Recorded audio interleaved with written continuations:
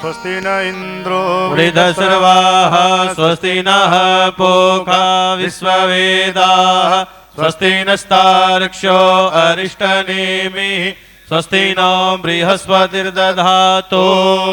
ओम सच्चिदानंद रूपाय विश्वोत्पत्त्यादिहेतवे तापत्रय विनाशाय श्रीकृष्णाय वयं नुमः। निगमकल्पतरोर्गलितं फलं शुकमुखादमृतद्रवसंयुतं पिबत भागवतं रसमालयं मुहुरहो रसिका भुवि भावुकाः। श्रीमद्भागवत महापुराण देवताभ्यो नमः। स्वरूपचारार्थे गंधक्षपुष्पाणि समर्पयामि। बोलो भागवत भगवान की जय। व्यास पूजनम व्यासाय रूपाय व्यासरूपाय विष्णवे नमो वै ब्रह्मविदये वासिष्ठाय नमो नमः। व्यासाय नमः विष्णुरूपाय नमः। मंत्रपुष्पाञ्जलिः समर्पयामि। नमोस्तुते व्यास विशाल बुद्धे फुल्लारविन्दायतपत्र नेत्र येन त्वया भारत तैलपूर्ण प्रज्वालितो ज्ञानमया प्रदीप।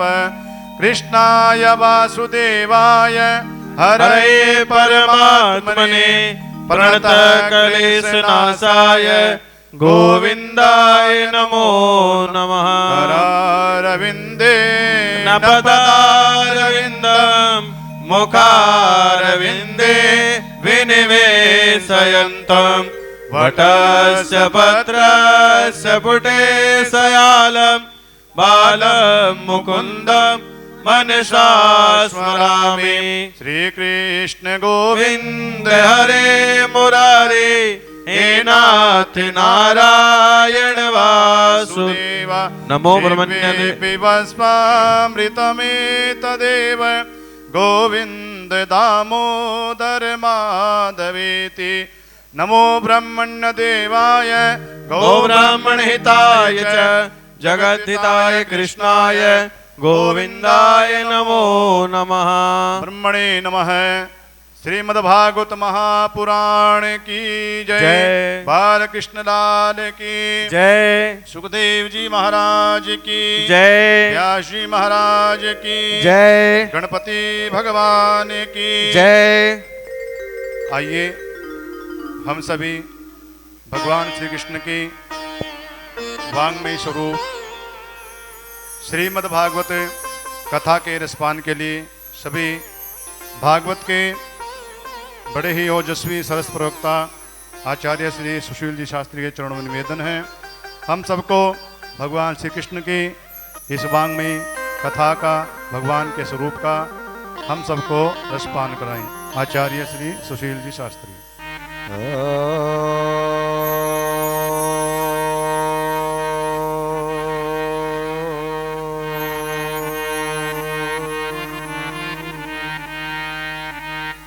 श्री गणेशाय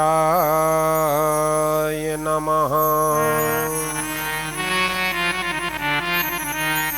श्री सरस्वत्यै नमः।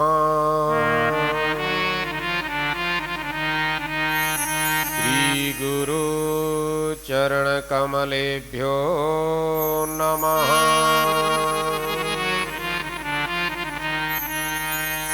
माता पितृ चरण कमलेभ्यो नमः।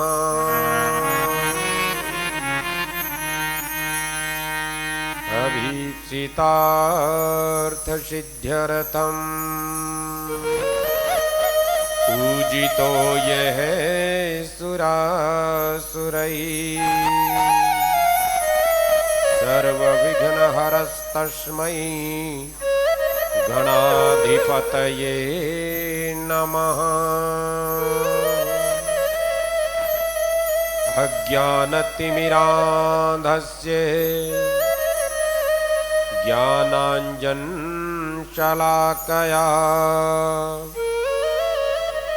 चक्षुर्मीलितं येन तस्मै श्री गुरवे नमः। मूकं करोति वाचालं पङ्गुलङ्घयते गिरिं यत्कृपातमहं वन्दे परमानन्दमाधवम्। वंशी विभूषितकरा नवनीरदाभात् पीताम्बरादरुणबिम्बफलाधरोष्ठात् पूर्णेन्दुसुन्दरमुखादरविन्दनेत्रात् कृष्णात् परं किमपि तत्त्वहं न जाने। नीलाम्बुजश्यामलकोमलाङ्गं सीतासमारोपितवामभागम् पाणौ महासायकचारुचापम् नमामि रामं रघुवंशनाथम्। अतुलितबलधामं हेमशैलाभदेहं धनुजवनकृशानुं ज्ञानिनामग्रगण्यं सकलगुणनिधानं वानराणामधीशं रघुपतिप्रियभक्तं वातजातं नमामि। वातजातं नमामि। भक्ति भक्त भगवंत गुरु चतुर्नाम बपु एक। इनके पद वंदन किए नाशत विघ्न अनेक। श्री राधे मोरी स्वामिनी मैं राधा जू को दास। जन्म जन्म मोहि दीजियो श्री वृंदावन सोवास। सब द्वारन को छोड़ के हम आयो तेरे द्वार। हे वृषभान की लाडली निक मेरी ओर निहार। जय जय श्री राधा रमण जय जय नवल किशोर। जय गोपी चित चोर प्रभु जय जय माखन चोर। जय जय माखन चोर। बोली श्री वृंदावन बिहारी लाल की। राजा रामचंद्र भगवान की जय हो। बोलिए पवन सुत हनुमान जी महाराज की जय हो। सत्य सनातन धर्म की जय हो। बोली भागवत भगवान की जय हो। सुखदेव जी महाराज की जय हो। गौ माता की जय हो। गंगा माता की जय हो। यमुना माता की जय हो। भारत माता की जय हो। भारत के संतों की जय हो। नमः पार्वती पतये हर हर महादेव। हर हर महादेव। हर हर महादेव। आइए सब प्रभु का धन्यवाद करते हुए अपनी रचना से प्रभु नाम का पावन कीर्तन करें। गोविंद हरे गोपाल हरे जय जय प्रभु दीन दयाल हरे। गोविंद हरे गोपाल हरे जय जय प्रभु दीन दयाल हरे। गोविंद हरे गोपाल हरे जय जय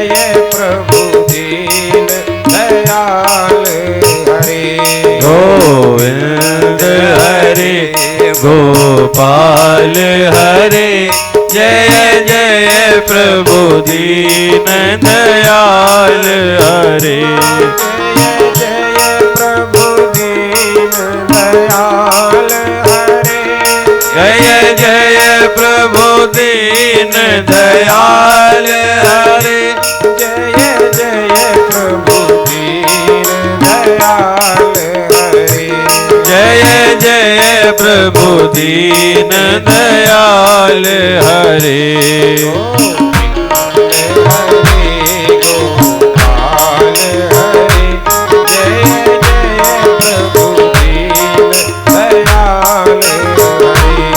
गोविंद हरे गोपाल हरे जय जय प्रभु दीन दयाल हरे हरि हरि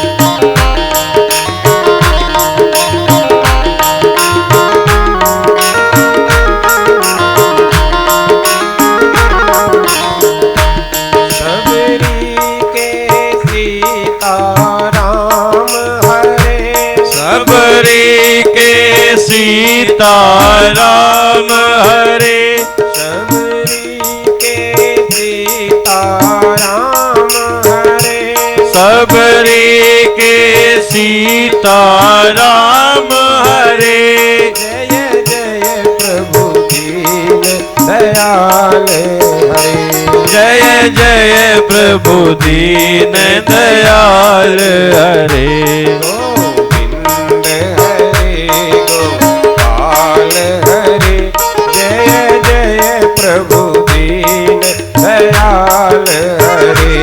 गोविंद हरे गोपाल हरे जय जय प्रभु दीन दयाल हरे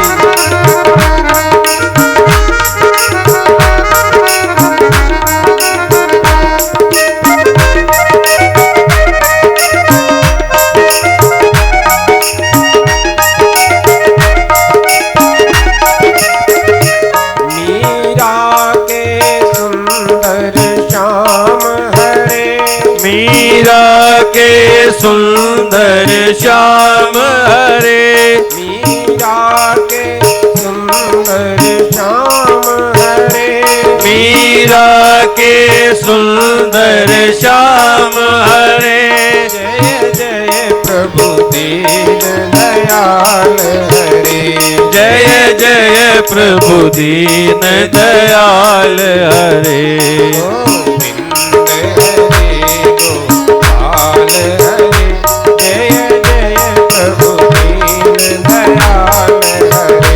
गोविंद हरे गोपाल हरे जय जय प्रभु दीन दयाल हरे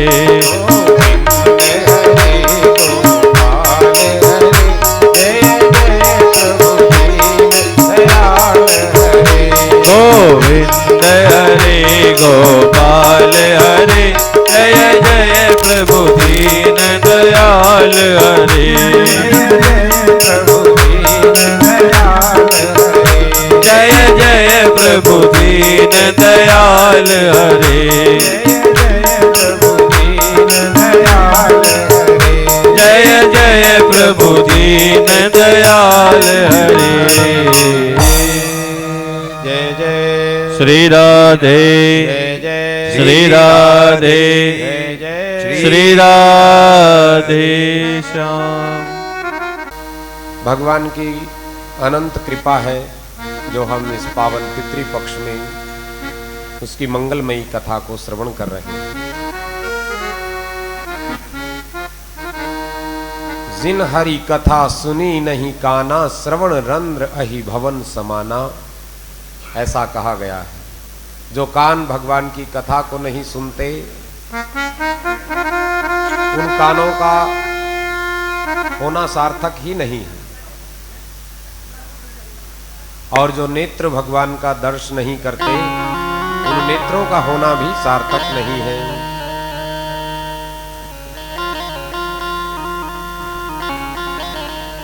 तो हम लोग भगवान की कथा को सुन रहे हैं, सब बड़ भागी हैं। इस भागवत रूपी ज्ञान गंगा में सबको डुबकी लगाने का ये पुण्य अवसर प्राप्त हुआ।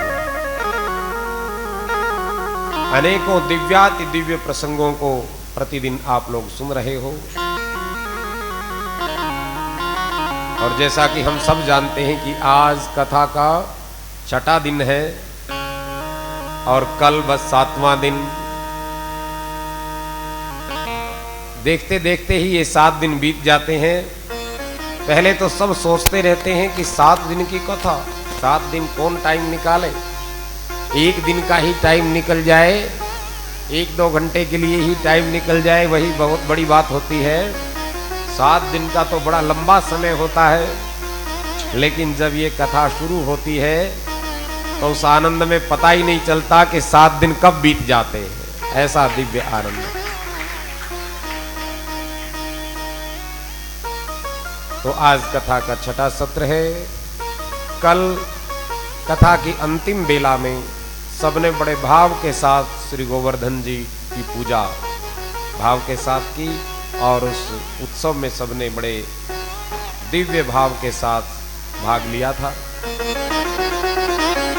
अच्छा, जब ये गोवर्धन की लीला भगवान ने की, यानी कि 7-8 वर्ष का बच्चा कोई इतने बड़े विशाल पर्वत को कैसे उठा सकता है? बहुत बड़ा पत्थर उठाना ही मुश्किल हो जाता है, बहुत बड़ा वजन कोई हो वो उठाना ही मुश्किल हो जाता है। और ये तो 7 कोस में फैला हुआ गिरिराज एक साधारण से बच्चे ने उठा लिया। अब क्या हुआ? अब चर्चा होने लगी। ध्यान दे करके सुनना, बड़ा ही पावन प्रसंग है।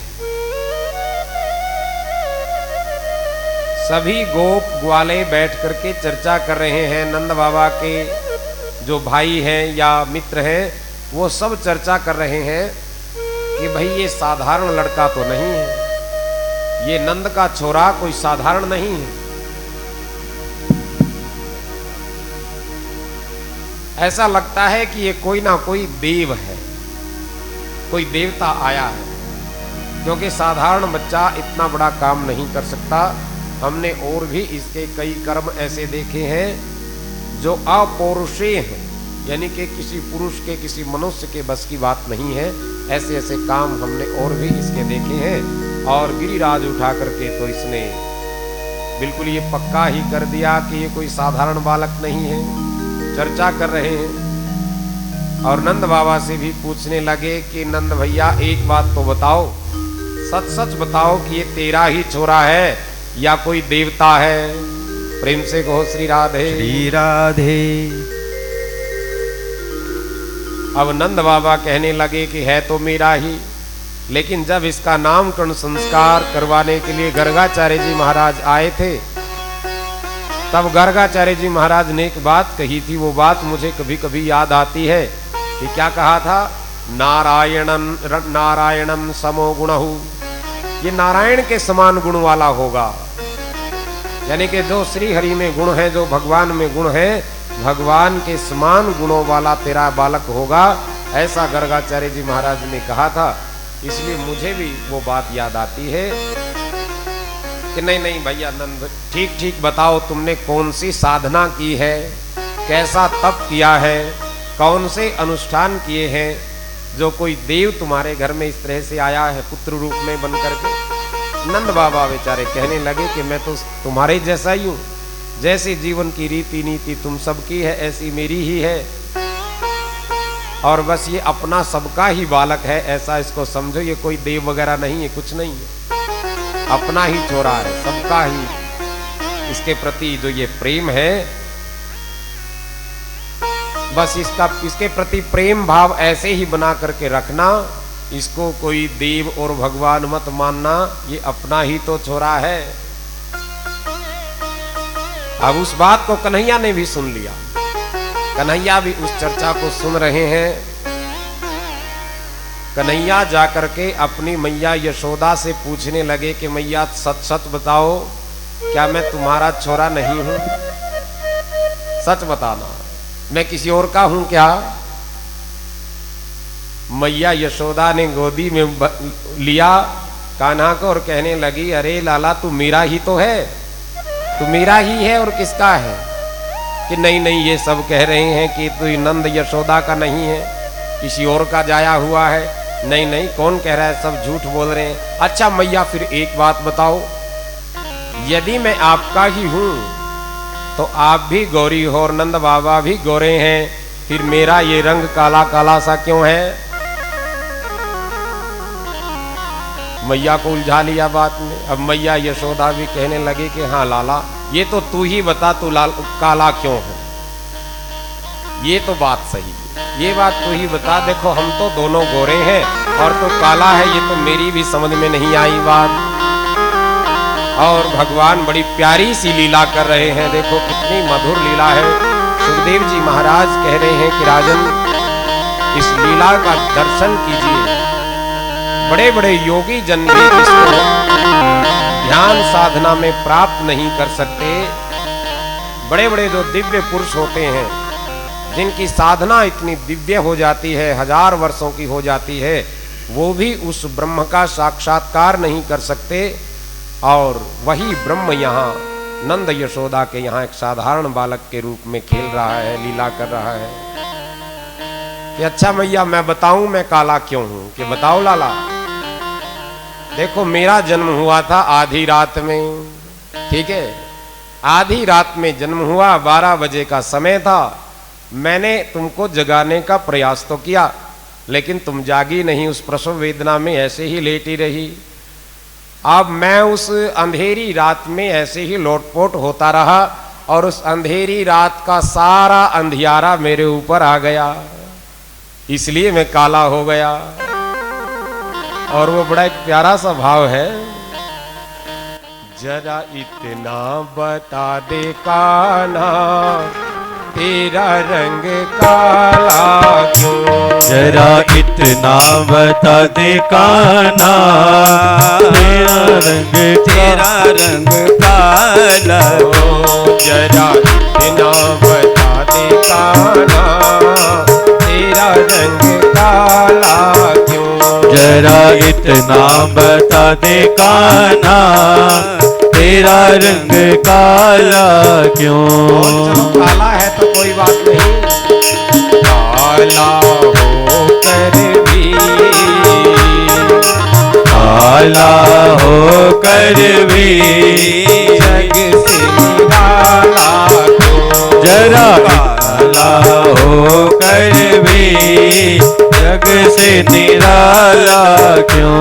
जरा इतना बता दो कान्हा तेरा रंग काला क्यों? जरा इतना बता दे कान्हा तेरा रंग काला क्यों? काला होकर भी, काला होकर भी जग से निराला क्यों? तो काला होकर भी जग से निराला क्यों? हरि हरि।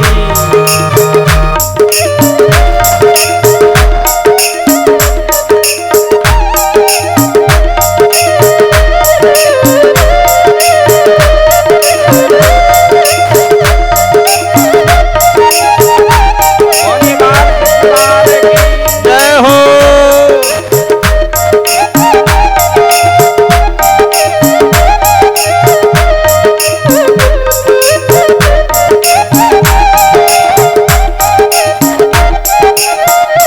मैंने काली रात में जन्म लिया, मैंने काली रात में जन्म लिया, मैंने काली रात में जन्म लिया, मैंने काली रात में जन्म लिया। मैंने काली रात में जन्म लिया। मैंने काली रात में जन्म लिया और काली गाय का दूध पिया और काली गाय का दूध पिया। मेरी कमली भी काला इसलिए काला हो। ना बता देता ना तेरा रंग काला क्यों। तू काला हो कर भी जग से निराला क्यों। काला होकर भी वो जग से निराला क्यों।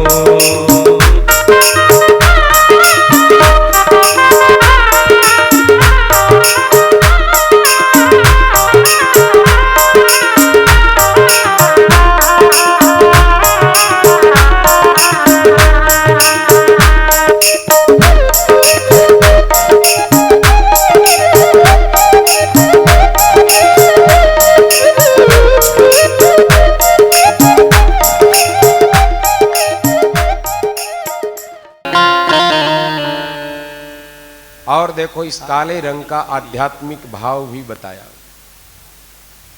संत ज्ञानेश्वर जी ने भागवत पर टीका लिखी है। संतों का बड़ा दिव्य भाव होता है। मेरे कन्हैया काले क्यों हैं? ये जो मुरली मनोहर है इसका ये रंग कैसा, ये ऐसा क्यों है? देखो हर विकार का कोई ना कोई रंग होता है। ये जितने भी विकार हैं इन विकारों के रंग बताए संत ज्ञानेश्वर जी महाराज ने। और ये कहा कि जो भी ये काम क्रोध इत्यादि विकार हैं, ध्यान देना, इन विकारों के कारण हमारा जो हृदय है, अंतःकरण है, वो काला हो जाता है। ध्यान देना कितने काम की बात हम सबके लिए। वही जो भी ये क्रोध इत्यादि विकार हैं, काम इत्यादि विकार हैं, विषय वासनाएं हैं, अनेक प्रकार के उलझने हैं, इनके कारण हमारा अंतःकरण काला हो जाता है। भक्त का अंतःकरण काला हो जाता है। फिर भक्त जब भगवान को पुकारता है, उस मुरली मनोहर को जब भक्त पुकारता है, तो ऐसा कहा गया है कि भगवान अपने भक्तों के उस अंतःकरण की उस कालस को, उस काले रंग को, अंतःकरण पर छाया हुआ जो काला रंग है उसको अपने श्री अंग में समा लेते हैं और भक्तों के हृदय में केवल प्रकाश ही प्रकाश भर देते हैं, केवल प्रकाश भर देते हैं। तो इसलिए मेरे प्रभु काले हो गए। संत का भाव है। ऐसे ऐसे अनेकों दिव्य भाव संतों ने भगवान की इस दिव्य लीला को लेकर के सजाए हैं। प्रभु के नाम रूप लीला इन सब को लेकर के एक से एक बढ़ कर के भाव संतों का होता है। कहने का भाव ये है, भगवान अपने भक्तों के अंतःकरण से अपवित्रता को, अविद्या को, अज्ञानता को दूर कर देते हैं और उसके भीतर, उसके अंतःकरण में उजाला ही उजाला कर देते हैं। बोलिए बाल कृष्ण लाल की जय हो। और भी अनेकों भाव। एक दिन राधिका ने पूछा कन्हैया से कि कन्हैया ये तो बताओ तुम काले क्यों हो? कितनी सुंदर बात कही कन्हैया ने कि तुम्हारी सुंदरता को बढ़ाने के लिए, तुम्हारे रूप को बढ़ाने के लिए ही मैं ऐसा काला हूं। यदि मैं भी गोरा हो गया तो फिर आपको गौरी कौन कहेंगे? मुझे ही गोरा कहेंगे। इसलिए आपके वैभव को, आपकी सुंदरता को बढ़ाने के लिए मेरा ऐसा रंग है। तो ऐसे अनेकों अनेक दिव्य भाव। अब सुखदेव जी महाराज वर्णन एक और कर रहे हैं कि एक बार नंद बाबा यमुना में अर्धरात्रि के समय स्नान करने के लिए चले। देखो स्नान करने का, सोने का, भोजन करने का, इन सब चीजों का समय निर्धारित है। ध्यान देना, सब चीजों का समय, कब सोना चाहिए, कब जगना चाहिए, कब भोजन करना है, इन सब चीजों का नियम है, समय है, मर्यादा है। अब नदी में स्नान करने का भी समय निर्धारित है। रात्रि का जो प्रहर है यानी कि लगभग 10:30 बजे से लेकर और 3-3:30 बजे तक के बीच का जो समय है उसको आसुरी काल कहा गया है। आसुरी काल में पवित्र नदियों में भी स्नान नहीं करना चाहिए और एक और बात, उस समय भोजन भी नहीं करना चाहिए। लेकिन अब हमें विचार करना होगा भाई हम किस काल में भोजन कर रहे हैं। सब चीजें आज सारी की सारी बदलती जा रही हैं, मर्यादाएं टूटती जा रही हैं। उस आसुरी काल में भोजन करने से फिर मन पर, चित्त पर, अंतःकरण पर भी उल्टा ही प्रभाव पड़ता है। तो उस आसुरी वेला में नंद बाबा यमुना जी में स्नान करने के लिए चले गए और वहां पर वरुण देवता के जो सेवक थे वो थे, तो वो नंद बाबा को वहां से बंदी बना करके वरुण लोक में ले गए। प्रातःकाल हुई, प्रातःकाल की ब्रह्म बेला हुई। जब सबने देखा कि नंद बाबा यहाँ कहीं दिखाई नहीं दे रहे, कन्हैया ने भी देखा कि नंद बाबा नहीं हैं, क्योंकि वो तो ब्रह्म मुहूर्त में यमुना जी में स्नान करके जल्दी आ जाते थे, लेकिन आज बाबा दिखाई नहीं दे रहे। कन्हैया ने थोड़ा ध्यान लगाया, बाबा कहाँ हैं, तो देखा कि ओहो वो तो वरुण लोक में चले गए, क्योंकि जल का देवता है वरुण। आपने 2 देवताओं की लीला सुनी थी। भगवान ने ब्रह्मा जी के मोह का नाश किया, इसलिए वो बछड़ों वाली लीला भगवान ने की थी। बछड़े और ग्वाले बना दिए थे अपने श्रीअंग से, ब्रह्मा जी के मोह का नाश किया। इंद्र में पद पाकर के, ऐश्वर्य पाकर के अभिमान हो जाता है, तो इंद्र का मान मर्दन किया, इसलिए प्रभु ने गोवर्धन लीला की। और वरुण देव को भी अपनी ऐश्वर्य सत्ता का दर्शन प्रभु कराना चाहते हैं, तो इसलिए भगवान ने ये लीला की। और भगवान श्री कृष्ण तुरंत पहुंच गए वरुण लोक में। जैसे ही वरुण लोक में गए, वरुण देव के सामने जब भगवान कृष्ण खड़े हैं, तो भगवान कृष्ण के सामने तो वरुण देवता साष्टांग लेट गए। बोलिए बाल कृष्ण लाल की जय हो। प्रभु हम आपके सेवक हैं, यानी कि जो भी ये देव देवियां हैं, जितनी भी शक्तियां हैं, सारी की सारी शक्ति भगवान से ही तो प्रेरित हैं, भगवान से ही तो शक्ति पाती हैं। तो नाथ हम तो आपके सेवक हैं और मेरे एक सेवक से यह अपराध हो गया जो आपके पिताजी को यहाँ बंदी बना करके लाए हैं। मैं अपनी इस भूल के लिए पश्चाताप करता हूँ और मैं ही उसकी ओर से क्षमा याचना प्रभु आपसे करता हूँ। ये आपके पिता क्या, ये तो मेरे भी पिता हुए, और इस भूल के लिए मुझे आप हो सके तो प्रभु क्षमा कर देना।